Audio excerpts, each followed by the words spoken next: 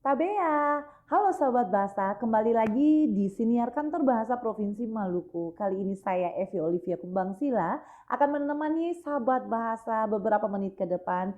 Kita akan membahas soal AA Nafis dan karya-karyanya. Ada yang bertanya mengapa Kantor Bahasa membahas ini setiap hari? Karena kita akan merayakan 100 tahun AA Nafis. Bagi sahabat bahasa yang menyukai karya-karya A.A. Nafis, yuk kita dengarkan pembahasan kali ini. Dan pembahasan kali ini menarik karena di Siniar Kantor Bahasa Provinsi Maluku ada Bung Fadil. Iya. Begitu sapaannya? Iya, Fadil saja Kakak Ivi. Oke, Fadil saja. Bung Fadil, ya. Bagaimana kabar? Alhamdulillah baik Kakak Evi. Baik ya. Iya.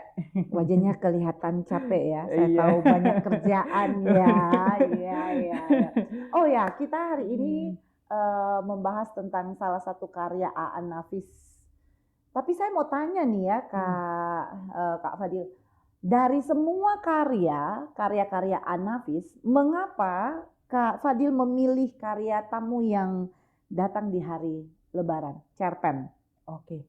Menarik. Jadi untuk pemilihan karya sastra ini sebenarnya saya melihat bahwa si tamu yang datang di hari Lebaran ini mengandung tokoh yang dimana dia itu sebuah bentuk imajiner dari tokoh yang lain gitu. Nah itu bisa dikaji dengan psikologi sastra sebenarnya, psikoanalisis gitu.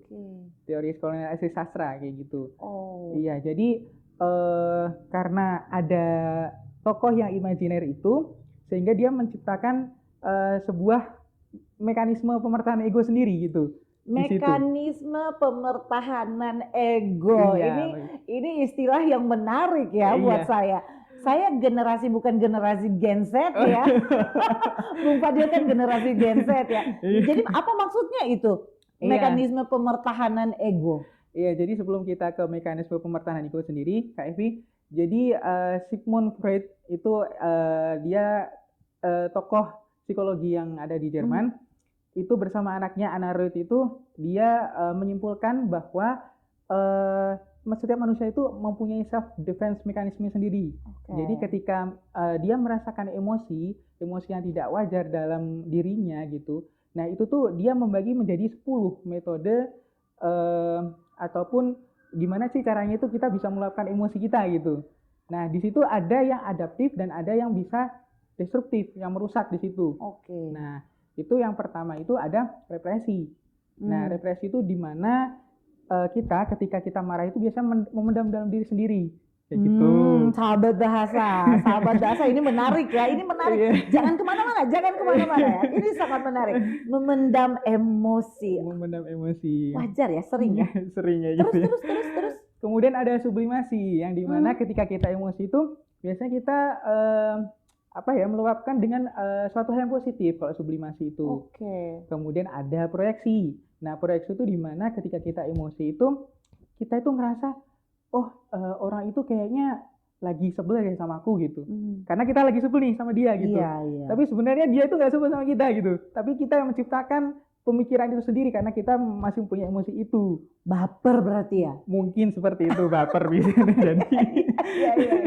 Iya. Kemudian ada displacement atau pengalihan yang dimana kadang itu dia ketika emosi itu dia bisa menyalahkan orang lain padahal orang lain nggak salah gitu. Nah kadang itu pun juga menyalahkan diri sendiri. Misal kayak ketika kita sudah menjadi orang tua, apakah ketika anak melakukan suatu kesalahan ya, apakah aku selama ini mendidik dia yang salah kayak gitu. Padahal itu kan manusia kan adaptif ya, nggak harus dinamis lah, mereka nggak selalu statis gitu pemikirannya kan.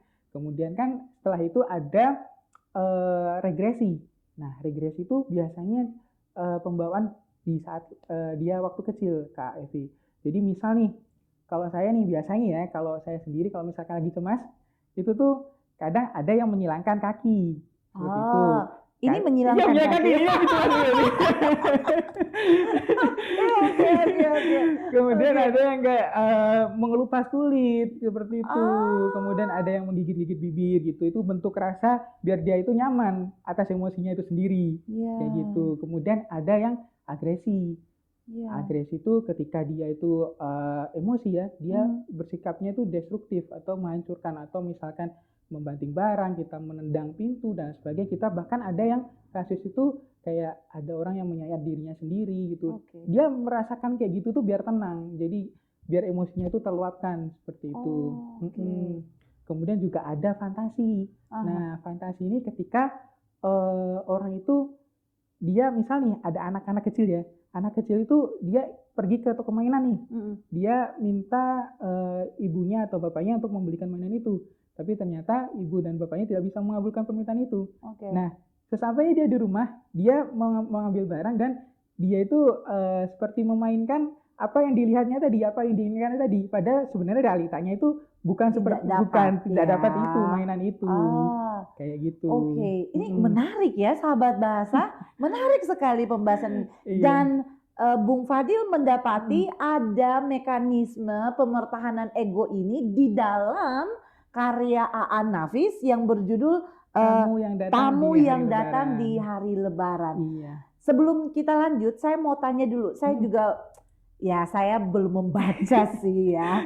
Jadi kita tanyakan saja untuk Bung Fadil ya. Bung Fadil, jadi cerita ini nih tentang apa sebenarnya intinya?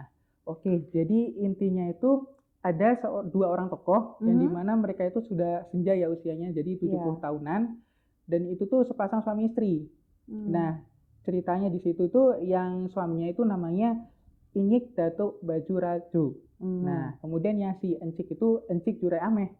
Nah, di mana si Encik ini merupakan ibunya dari keenam anaknya itu. Keenam anaknya yang mereka itu tidak bisa datang di hari Lebaran ternyata. Padahal untuk secara finansial mereka mampu untuk datang di hari Lebaran itu. Nah, sedangkan si Inyik itu sendiri, dia itu merupakan mantan gubernur yang sudah memerintah selama 5 tahun seperti itu. Satu periode ya? Iya, satu periode. Oke. Nah, di situ di momen Lebaran itu si dua tokoh ini mereka itu berfantasi masing-masing sebenarnya itu di situ. Jadi yang satu itu si Inyik itu tadi dia itu berfantasi bahwa gimana sih ketika nanti itu saya tuh lebih banyak diberikan waktu banyak gitu untuk memerintah sebuah daerah gitu, karena dia hanya dikasih waktu 5 tahun itu tadi, dia akan mengubah ibarat kata itu semua tatanan yang ada di situ gitu.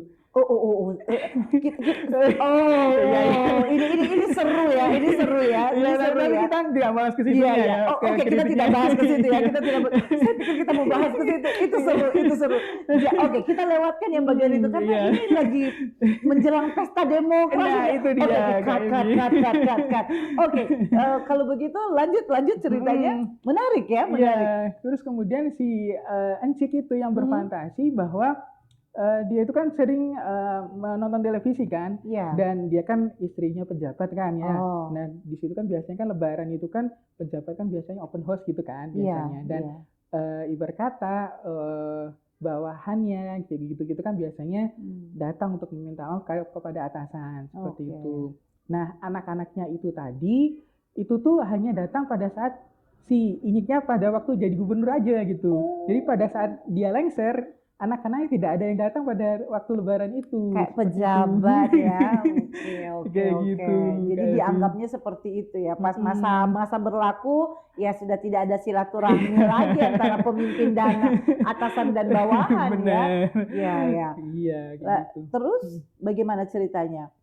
Nah, kemudian si Encik itu tadi kan sama ini kan mereka kan berdua sedang berada di teras rumah. Nah, si Encik itu berfantasi bahwa anak-anaknya itu datang pada waktu Lebaran itu, dan dia bahkan sampai di ujung hayatnya itu dia berfantasi atau menciptakan suatu kondisi bahwa anak-anaknya semuanya itu datang di hari Lebaran itu. Dia mencium pipinya, berjabat tangannya kayak gitu tuh sama seperti apa yang dilakukan presiden anak-anak presiden di televisi kayak gitu. Dia menceritakannya seperti itu. Jadi padahal itu cuman hayalannya saja kayak gitu. Oke.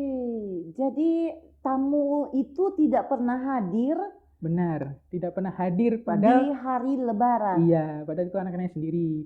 Kemudian ada tamu yang itu tuh entah dia tuh imajinernya, Mm-mm. tapi kan kalau misalkan kita ya ada yang percaya ada yang enggak ya ketika kita bisa melihat makhluk halus gitu. Oke. Tapi ini tuh di cerita ini dikisahkan bahwa ada malaikat maut yang datang ke situ. Oh. Nah, malaikat maut itu ingin mengambil si nyawanya si Encik itu tadi.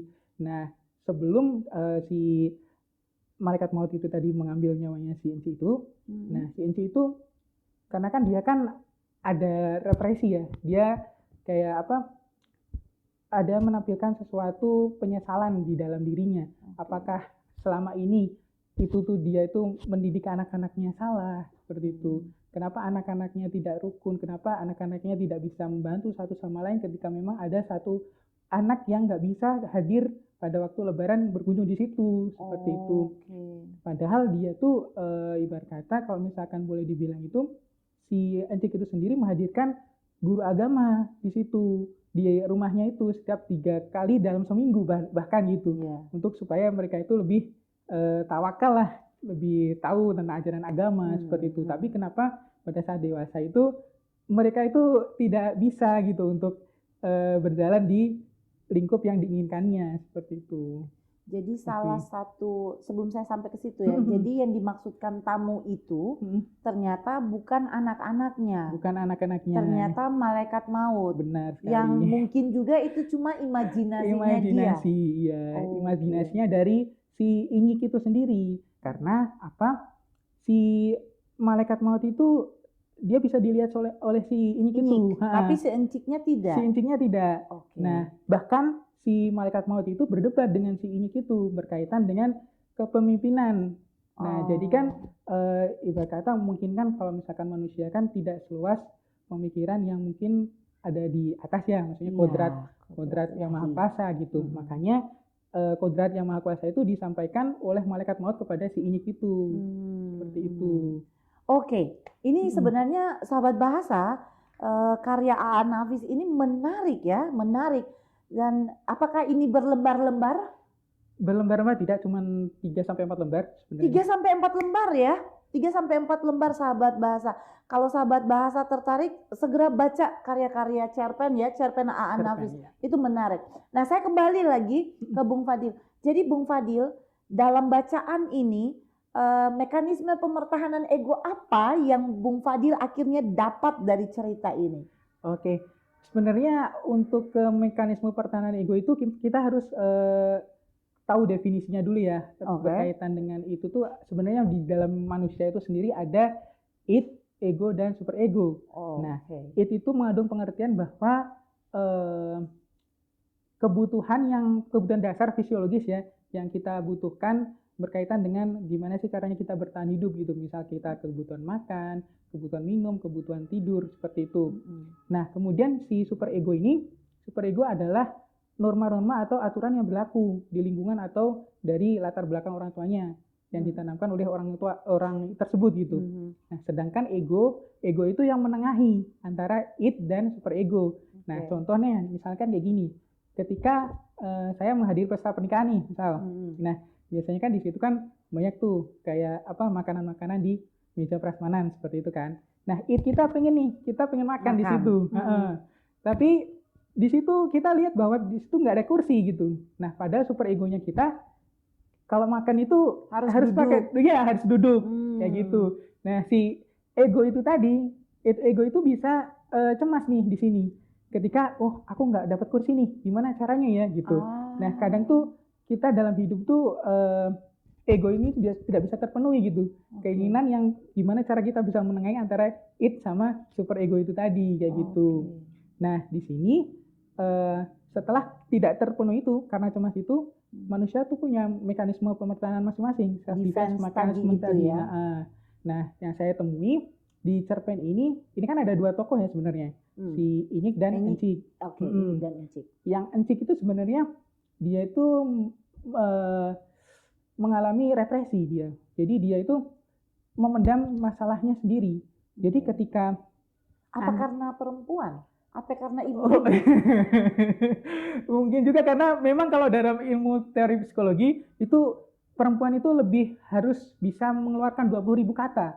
Ya. Iya, itu fakta menarik. Dan kalau untuk laki-laki itu hanya 7.000 kata sebenarnya. Tapi dalam cerita ini Encik regresi malah ya? Iya, dia represi karena memang represi ya, karena mereka itu kan mungkin sudah tua ya. Jadi dan mungkin tipe orang kan beda-beda. Kadang ada yang bisa meluapkan, ada yang tidak bisa mendengarkan gitu kan, untuk pasangan hidup kan seperti itu.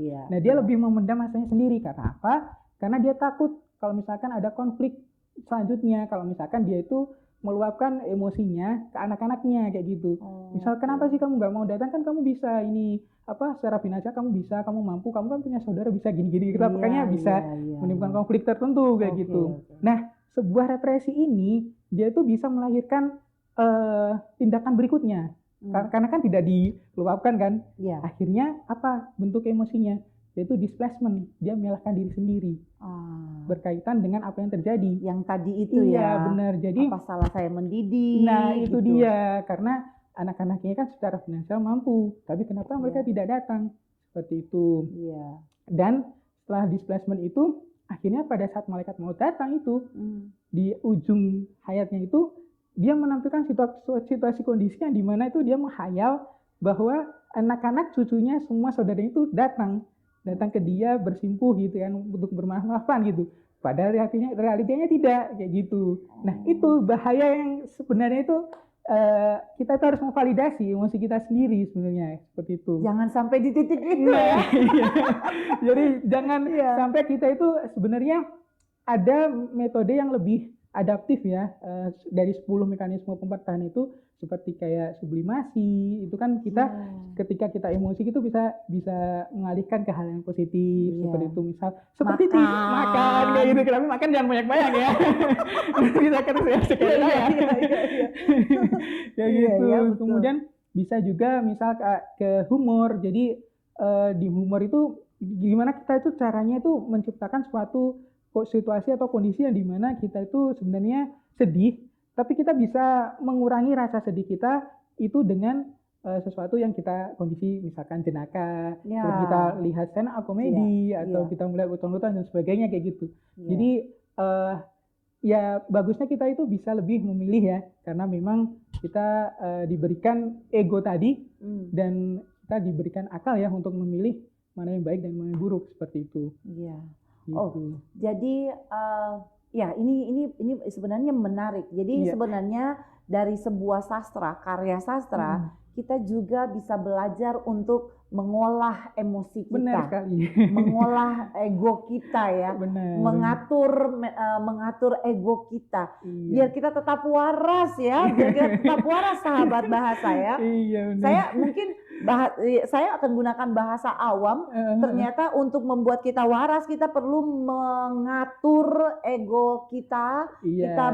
Karena kita punya self defense itu meregulasi emosi kita. Kita harus menyadari bahwa emosi itu benar adanya. Tapi untuk perbuatannya kita tidak boleh itu untuk mengakui bahwa perbuatan yang kita hasilkan karena kita emosi tadi, misal kita membanting barang dan semuanya, itu tidak benar. Tapi untuk apalagi berfantasi.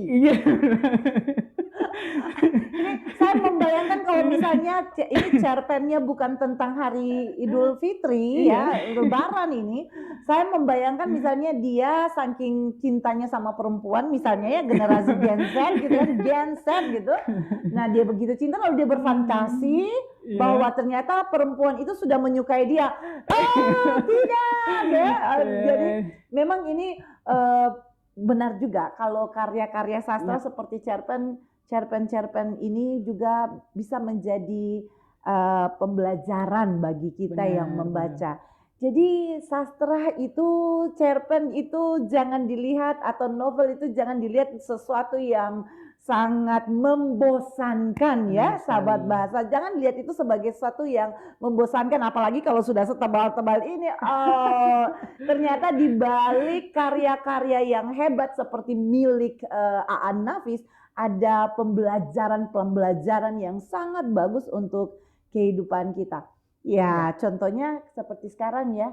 Kalau kita bawa ke kehidupan sekarang, Bung Fadil juga anak perantauan ya. Benar. Jadi apakah tahun depan akan pergi liburan, akan pergi lebaran? Kalau tahun kemarin sebenarnya saya nggak bisa pulang ya Bu ya, karena Ya. memang ada satu hal yang mungkin harus diprioritaskan terlebih dahulu. Iya, Dan iya, untuk iya. bermaaf-maafannya sebenarnya itu budaya yang dimana kita itu bisa bermaaf-maafan setiap hari sebenarnya. Iya. Itu pemikiran Gen Z ya. Ternyata dalam karya Aan Nafis, pemikiran orang tua adalah, mengapa anak saya seperti ini, mengapa Iya. anak saya seperti ini. Mungkin kita juga bisa melihat ini dari perspektif orang tua, bukan hanya dari perspektif kita yang sudah sangat sibuk mengurus pekerjaan, Iya, apa yang itu harus dia. dia prioritaskan gitu ya. Mungkin seperti itu. Iya. Sebelum kita tutup, Bung Fadil. Ya. Apa tanggapan Bung Fadil terakhir ya? Apa pernyataan Bung Fadil terkait karya Aan Nafis?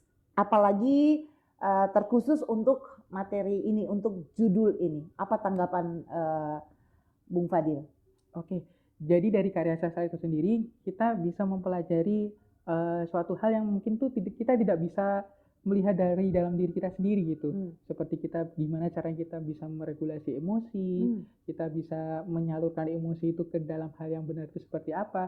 Jadi memang kita itu harus mempelajari mungkin teori psikologi ya daripada kita, maksudnya kita mempelajari sastra dan mempelajari psikologi itu, karena memang dua hal itu memang berkesinambungan gitu. Ya. Jadi untuk psikologi sendiri itu kita bisa membedah melalui teorinya, tapi untuk yang karya sastranya itu sebuah interpretasi dari apa yang diberikan oleh si pengarang itu berkaitan dengan lingkungan yang ada di sekitar pengarang, seperti itu. Ya, dan itu kenyataan ya. Kenyataan. Sepertinya yang dibahas yang dituliskan oleh Kak Aan Nafis ini, untuk kisah ini saja, saya rasa itu kenyataan yang kita hadapi.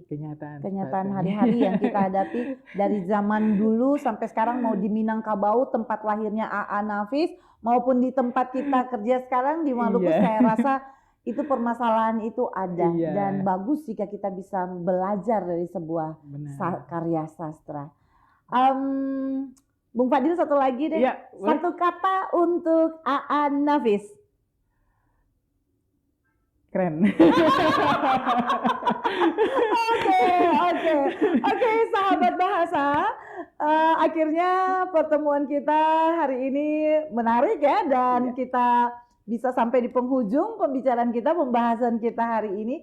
Semoga hari ini pembahasan ini bisa memacu sahabat bahasa untuk mengenal lebih jauh lagi tentang karya Aan Nafis. Satu kata dari saya untuk karya sastra Aan Nafis: menggantung. Oke, dadah sahabat bahasa, sampai bertemu lagi. Amato.